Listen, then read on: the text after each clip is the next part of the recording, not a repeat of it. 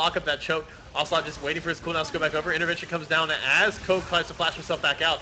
Big engagement coming in. Dude gonna end up going down. Now we see Ocelote rather gets into the middle of the entire enemy team, drops his Zanyas, going for a little bit of a Messiah-style initiation, comes back up, gets locked up, goes down. Alex Ich with a huge shutdown onto him, 500 gold going over to the Kale. Now Yuki getting slowed up by the red buff. Freeze, chasing him down, has a ward in the brush. Ace in the hole comes out. Yuki's gonna go back down. It ends up going 3 for 1 in favors of Ninjas in Pajamas. Yeah, so that time Gamers 2 had a couple more issues in their fight they didn't have in the last one. For one thing, obviously, they had to put a lot of focus on Ku, who's then made invulnerable, something they've had several times to deal with. But another one of their problems is the first Rift Walk from Kassadin was to take him pretty much out of the fight. So the first 4 or 5 seconds, he was doing nothing. Then eventually he did manage to zone out a lot of players at once using his Zonyas and jumping in. But by that time, they'd already taken so much damage, Gamers 2 were not able to win the team fight overall. And now, of course, they've ceded the Baron over. So you see Freeze he's getting to a colossal point for Caitlyn. The closer and closer he gets to that 6-item phase, the scarier it's going to become. And take a look at this. The scariest thing for Ocelote to deal with is if he rift walks into any position where Mythy can stun him up. Because locking down the Kassadin is going to be absolutely essential to picking up that kill, and the amount of lockup that they actually have for him is relatively limited. They only have stuns coming out from Mythy. If they get a good stun down, they can set up the trap as well, so they can potentially catch him that way, and then Jarvan can knock him up. But that's about it as far as just hard CC to keep him in place. So those are the cooldowns that Ocelote needs to keep in mind. And if he puts himself either rift walking into a situation or uses his Zanyas anywhere near those champions who have that lockdown potential, he's going to have to be extremely careful because there's always the potential for him to get locked up as soon as he comes out of that stasis. Now, he's hit level 16, so of course he's going to have that Rift Walk up a little bit quicker. But now, of course, he's going to be forced to respond to NiP because they are now the ones in the driving seat with the Baron buff pushing down towards this bottom lane. I don't foresee this inner tower lasting. Gamers 2 might try and fight for it, but it would be a bit risky if they want to do that. And they've also got to be very careful about how they move through the jungle here. Dude is not going to be the target, though. They don't want to burst. They don't want to try and burst down Leona. NiP just taking vision control and standing in brushes where they know they have pink wards. Nuke Duck, going to take a little bit of damage from Ocelote. But at this point, he's got enough magic resistance. The Spectre's Cow coming back in. He's got a lot of sustain as well from both the Ravenous Hydra and then his maxed out. Well, it's actually only 3 points right now, but the Safeguard Iron will giving him a lot of sustain. Ninjas in Pajamas really want to push down to this tower if they can, and they will be able to drop it. Don't stay too long there, Gamers 2. We've seen super aggressive dives from NiP, and if they get a situation where they can burst out 2 major damage threats, probably about that, in the first couple of seconds, they will take that dive right now because they've got the intervention. They can block out the tower for such a long period of the fight. Of course, they will continue to try and siege as well. They've got the Caitlyn. They've got the sustain. So this may continue until Gamers 2 are forced to go for the fight. They've got to be very careful about what they choose to do here, but they may have to. If they can't wave clear fast enough, they will have to engage. So JWoww continuing to get poked out. Ocelote got poked out really hard as well, but he has the home guard, so able to just go back out. There's the solar flare on to Freeze. Freeze never able to move, just gets locked up and taken down. Ko with another nice cataclysm, locks up a bunch of people. Yuki and everyone uses their mobility to actually get themselves out of this one. Yuki will be able to pick up the kill onto Ko. That's a 3 for none. And Gamers 2 with a dominant defense of their tower, and once again, Kassadin on the chase. How do you escape from this? You don't. That's basically it. Spoiler alert. They might be able to force them off after 1 kill there. Not going to get Alex Ich, but they're not going to get nuked up either, apparently. Wow. They commit to go for the Lee Sin. Lee Sin by far the more mobile of the 2 champions, and he will be able to get himself away from this one. Gamers 2 going to be able to take some advantages from this as well. They're going to move in. They're going to take down the dragon with no one from NiP able to contest. But this is a situation that was talked about a lot at the very end of Season 2 is medium risk, high reward. NiP lost that fight, but they're not going to lose but so much for it. They're going to take down the dragon, but they're not going to lose any towers. They're not going to lose any inhibitors or anything like that because the positioning on the map is so far on Gamers 2's side of the map that they can't win a fight and then just immediately go and push down some really high value targets. That being said, if Gamers 2 hadn't got that engaged there, they were in a horrible situation. They got a really nice cocoon to start off that fight, which enabled them to focus out Caitlyn very, very early on. and also I think waste a lot of Ko's cooldowns. But if that had not been broken at that exact time, and if that siege kept coming in, they were losing about 15-20% of their tower's health every time NiP moved in for another, burst of damage on it. If that siege continued, they would lose their inhib tower, they would lose their inhib shortly afterwards, because the siege at that point would be even worse, and that would have put them well behind, since then they'd have the bottom inhib pressure, top towers, and the Baron being the next focuses after that. So kind of dodged a bullet, honestly, on that front. So Yuki now has the IE, has built up the 4 damage items. There's a QSS for freeze in addition to the Mikhail's Crucible now from Mithy. So not very likely that we'll see another CC lockdown like that catch him out. But at this point, the damage may have already been done. NiP, the momentum has shifted back and forth so many times between these two teams, and Freeze getting taken out at the very beginning of that fight could potentially have been the very last big swing. Baron's going to be back up in just under 2 minutes, and that is very likely going to be where the fate of this game is decided. So what's becoming predictable here? Game is 2. They split with him so much that now Mithy just knew he was going to be there ahead of time. Still difficult to catch him, though. Yeah, he's got a blue elixir now. It's a little bit of extra cooldown reduction. He's going to just TP away from this one. He wants nothing to do with this. Not going to take the risk on having his recall canceled, and gets himself back out. He TP'd to a tower as well, so the short cooldown, just over 3 minutes, and then he'll be able to do that again. Yep, not the worst situation for him there. I mean, if he had complete map vision, he probably would have just said, well, I'm going to chance it with the Rift Walks here, because he probably could have just circled a really long route around, but definitely worth it from his perspective to use TP on that, keep himself alive. And well, looks like we're going to be seeing some farming now, basically. Just until the next Baron comes up, there's not going to be much presence from either side, and Gamers 2 aren't going to be trying to do any split pushing plays without their TP up. 30 seconds until the Baron comes up. It's going to become a game about vision right now. Alexich has vision of JWoww. C champion, kill champion. JWoww going to face check this brush. Missy's there as well. There's the teleport. JWoww is gone. Down for 63 seconds. Will that be enough for NiP to claim this Baron? Probably. Honestly, probably. They've got tanky now.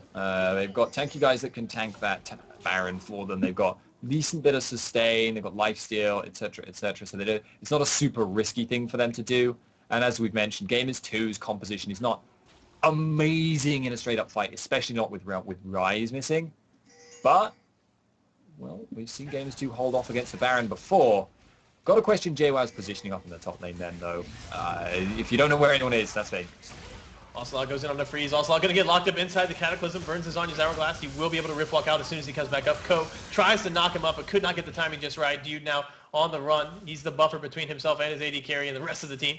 Nuke Duck, yeah, war jump over the wall. Yuki's going to get caught out. Down he goes to the combined firepower of Nuke Duck and Freeze. Now Dude leading them on a merry chase through the towers. The scenic route over on the red side. He's going to flash himself over a wall, and they give up the chase on that one. But nonetheless, it's going to be Yuki going down to no reply in favor of NiP. Yeah, I'm a little bit surprised that right now NiP haven't just gone back to the Baron. They've got the damage to do it reasonably safely, as mentioned, and they knew Gamers 2 were going to have to recall there, but obviously Ko did feel the need to heal up. It will return there relatively quickly. And there's still a man down. There's still a major carry not available for Gamers 2, so it's almost the same situation that we just saw occurring again.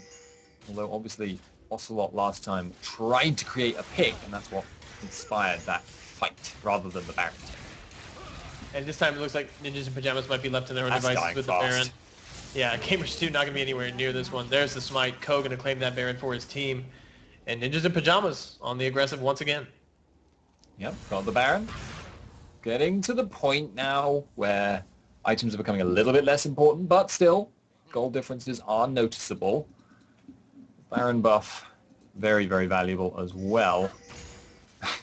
I just got to say, at the moment, if NiP get that siege going again, I don't foresee the Cocoon engage happening. I was a 1 in 30 attempt there, and NiP would be able to take down the tower quickly, but Baron buff or no, if you get caught out again by, Kassadin trying to instigate that that siege situation, you will end up, well, dead as a result. Yeah, and we saw, Ocelote was able to dive in onto Freeze, but Freeze had the QS this time around, so he didn't get slowed up. It wasn't easy for Ocelote to close in and get lots of W's down with the huge bonus damage that comes from that, and that was a big part of what allowed Freeze to survive that burst. They might need to wait until Freeze actually has some summoners back up, because that's another huge part of keeping him alive against Ocelote, or at least until he has the summoner heal back up. Gamers too, just camping in the brush right now, but lots of pings going down onto it from Ninjas in Pajamas. They know exactly what's going on. Yep. If you're in a desperate situation and your regular play is to think, well, we've got to go for a pick here, and it becomes predictable, and what's predictable is not very dangerous. Go. Comes around from the other side, puts some auto attacks onto Dude. Dude takes almost no damage. Ocelote jumps over the wall. Says, Ko, this is how it's done. But of course, Ko's got Alex Itch to help him out with the heals. So the siege, that combined with the Baron buff, is going to make the siege very, very strong here for the side of NiP.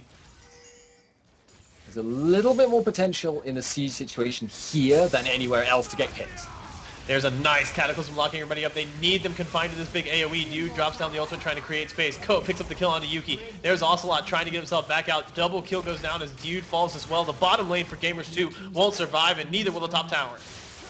Yeah, I don't think the bottom lane is going to be the major concern now, because this is a 5 versus 3 and Gamers 2 are staring defeat in the face. They lose this inhib, they lose so much map presence, and that is what their composition needs to create picks. As I've said so many times, and NiP did just lose that. They just take that tower. Should be getting the inhib here. That's what doing the best he can. Also, runs in with the home guard, puts down big burst damage, Rip walks himself back out. Now Nuke Duck jumps back in, JWoww gets locked up by the CC, he's going to go down. Nuke Duck turns onto Ocelote, Rip walks himself back out, and just like that, NiP claimed the first inhibitor of the game. There we go. So they've gotten that down. Now they can recall, heal up, get their gold spent. The Baron buff won't be up, I think, for the next siege that they do, but they are going to be okay with that, because they will be able to force Gamers 2 into a straight-up 5-on-5, which is what they've been trying to do all game. And they've utilized Baron very well in order to engineer this advantage they've got now. When Baron was too difficult for either side to take very safely, that was when Gamers 2 were really thriving. Now, they've fallen a long way behind, and they're starting to suffer more and more. Kayle, going to push out this bot lane. I guess Gamers 2 could try and get like a preemptive pick, send Kassadin down there, but I don't think he can duel Alex Itch at least. I'm looking to Freeze to see which items he's going to buy here. He's basing about 2,600 gold. He's got a couple options. And yeah, the Mercurial Scimitar kind of makes the most sense. And that's what he's going to buy. So just stacking more damage on in addition to the Cleanse active he's going to have. He is a terrifying Caitlyn at this point. Once you hit this phase and your headshots are hitting this hard and the auto attacks are coming out this fast, that it's so difficult to deal with. Even his defensive item doubles as an offensive item right now. Freeze is a monster. Yeah, this is one of the underestimated weaknesses of Rise. He's not the best either. Mithy uses the Talisman of Ascension, going to take a lot of burst damage, drops the Timbers down onto Morden. Morden going to be able to repel himself away. Solar Flare goes down, keeping Freeze out of the fight. Cataclysm now goes down onto Ocelote. Ocelote taking a lot of damage, still has his Rift Walk. He gets himself back out. Ko taken down very low. Intervention comes down as he flashes out to keep himself alive. Alex Itch steps forward. The Hurricane dealing damage to both Morden and Yuki. Has to flash away. Flash forward comes in. There's the quick draw from Yuki. He's going to be able to pick that kill up. The rest of Ninjas in Pajamas, however, able to clear up everybody else. Morden on the run. Yuki all by himself. Freeze lands the Piltover Peacemaker into the Fog of War, picks up the double kill, and Ninjas in Pajamas, they're pinging out onto Yuki. They want to try to chase him down. Ko, very low right now. One more auto attack will get it done. There is the smoke bomb. Ko turns back around. He's trying to set this kill up. Stun goes down from Mithy. Yuki now trying to take down Mithy before he goes down. Can he take it down? Exhaust goes down. Nuke Duck now finding his way to Yuki. Yuki going to end up falling down while Freeze moves in to clean up the base. One Nexus Tower goes down. Teleport comes in from Nuke Duck. Second Nexus Tower goes down. And that's going to be the best of 3 over to NiP. Much closer this second game, but they will be dropping into the losers bracket again. And Gamers 2 have not had a good record against NiP so far in the games they've played. I think they've only taken 1 game off them in both of these tournaments, and that bodes ill, I think we can say, for them if they're even able to make it through the losers bracket. But if they don't make it through the losers bracket, they're still going to be like, their opponent has already effectively been beaten by NiP. So could be difficult times ahead. NiP certainly looking very, very strong for the future of this tournament, but obviously that's all the games we've actually got scheduled for today. Yep, that's going to be the second 2-0 here for the day.